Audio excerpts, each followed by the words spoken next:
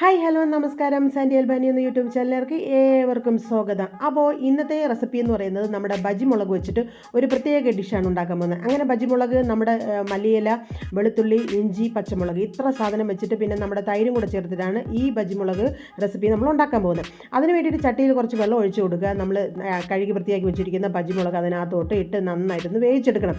ഉപ്പും കൂടെ ചേർത്തിട്ട് വേണം വേവിച്ച് കൊടുക്കാൻ. ബജി മുളക് പെട്ടെന്ന് വേവുന്ന ഒരു സാധനം, അല്ലാതെ ഉപ്പ് പിടിക്കുന്ന സാധനമൊന്നുമല്ല. എന്നാലും നമ്മളൊന്ന് വേവിച്ചെടുക്കുക. നമ്മൾ ബജിയൊക്കെ ഉണ്ടാക്കുമ്പോൾ അതിനകത്ത് ഉപ്പ് പിടിക്കില്ലല്ലോ. അങ്ങനെ നമ്മൾ ബജി മുളക് നന്നായിട്ടൊന്ന് വേവിച്ചൊന്ന് മാറ്റി വയ്ക്കാം. വളരെ ടേസ്റ്റ് ഉള്ളതാണ്. എല്ലാവർക്കും കഴിക്കാൻ പറ്റുന്നത്.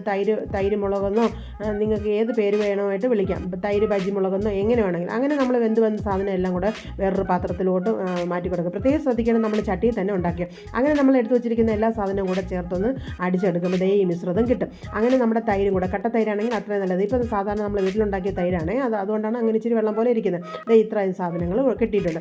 അതിന് നമ്മൾ ഒരു നേരത്തെ എടുത്ത ചട്ടിക്കകത്ത് തന്നെ ഇച്ചിരി എണ്ണ ഒഴിച്ച് കൊടുത്തതിന് ശേഷം കടുകിട്ട് പൊട്ടിച്ച് നമ്മൾ നന്നായിട്ട് ആ മിക്സർ അങ്ങോട്ട് ആഡ് ചെയ്ത് കൊടുക്കാം. അപ്പോൾ തീർച്ചയായിട്ടും നിങ്ങൾ എൻ്റെ ചാനൽ വാച്ച് ചെയ്യുക, ലൈക്ക് ചെയ്യുക, ഷെയർ ചെയ്യുക. നിങ്ങളുടെ വിലയേറിയ അഭിപ്രായങ്ങൾ നിങ്ങൾ അറിയിക്കുകയും വേണം. അപ്പോൾ പുതിയൊരു റെസിപ്പിയുണ്ട്, പല വീട്ടമ്മമാർക്കും അറിയില്ല. ഇങ്ങനെയുള്ള മുളക് കിട്ടുകയാണെങ്കിൽ നമ്മൾ ബജിയൊക്കെ ഉണ്ടാക്കുകയാണ് സാധാരണ ചെയ്യുന്നത്, പക്ഷേ ഇങ്ങനെയും ചെയ്യാം. പിന്നെ ഇച്ചിരി മഞ്ഞൾപ്പൊടിയും കൂടെ ചേർത്തിട്ട് ആ മിക്സ് അപ്പോൾ അതെല്ലാം കൂടെ ചേർത്തിട്ട് നന്നായിട്ടൊന്ന് മിക്സിലായി വരുമ്പോഴതിന് ശേഷം നമ്മൾ അവിച്ച് വെച്ചിരിക്കുന്ന അല്ലെങ്കിൽ വേവിച്ച് വെച്ചിരിക്കുന്ന ബജി മുളക് അതിനകത്തോട്ട് ഇട്ട് കൊടുക്കുക. നിങ്ങൾക്ക് വേണമെങ്കിൽ ഇത് കട്ട് ചെയ്ത് ഇട്ടെടുക്കുക. ഞാനത് ഭംഗിക്ക് വേണ്ട മുഴുവനായിട്ട് ഇട്ട് കൊടുക്കുന്നത്. അപ്പോൾ ഇതിനകത്ത് ഉപ്പ് പിടിക്കില്ല എന്നുള്ള കാര്യം നിങ്ങൾ പ്രത്യേകം ശ്രദ്ധിക്കുക. ഇനി ഉണ്ടാക്കി നോക്കിയിട്ട് എന്നെ പഴിയൊന്നും ചേരാൻ വരരുത്. അപ്പോൾ അത് അങ്ങനെയാണ്. പിന്നെ നമ്മൾ മസാലയ്ക്ക് വേണ്ടുന്ന ഉപ്പും കൂടെ അങ്ങോട്ട് ആഡ് ചെയ്ത് കൊടുക്കുക. പിന്നെ നമുക്ക് തൈര് ഒഴിക്കുമ്പോൾ ആ തൈരിന് വേണ്ടുന്ന ഉപ്പും കൂടെ നിങ്ങളൊന്ന് എല്ലാം ഒരു കണക്കാണല്ലോ. അപ്പോൾ നമ്മൾ മിക്സിയുടെ ജാറിൽ അത് തിളപ്പിച്ചാറിയ വെള്ളമാണ് ഒഴിക്കേണ്ട, പച്ചവെള്ളം എടുത്ത് ഒഴിച്ച് കളയരുത്.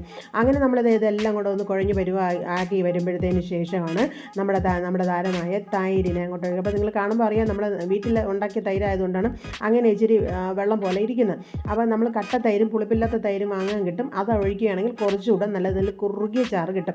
അപ്പോൾ ഇത് ഒരു രക്ഷയില്ല, കുറുകിയ ചാറിന് ഒരു രക്ഷയില്ല. പക്ഷേ ടേസ്റ്റിന് ഒരു വ്യത്യാസമില്ല. നിങ്ങൾ തീർച്ചയായിട്ടും ഇത് ഉണ്ടാക്കി വെക്കുക. അങ്ങനെ നമ്മൾ തൈര് ഒഴിച്ചതിന് ശേഷം ഒരിക്കലും നന്നായിട്ട് തിളപ്പിക്കാനോ ഭയങ്കരമായിട്ട് ചൂടാക്കാനോ ഒന്നും പാടില്ല.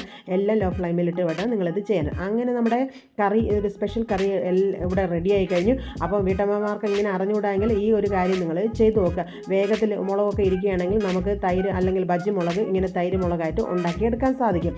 അപ്പോൾ വീണ്ടും അടുത്ത റെസിപ്പി വീഡിയോയിൽ നിങ്ങൾ കാണുന്നവരെ ബൈ ബൈ.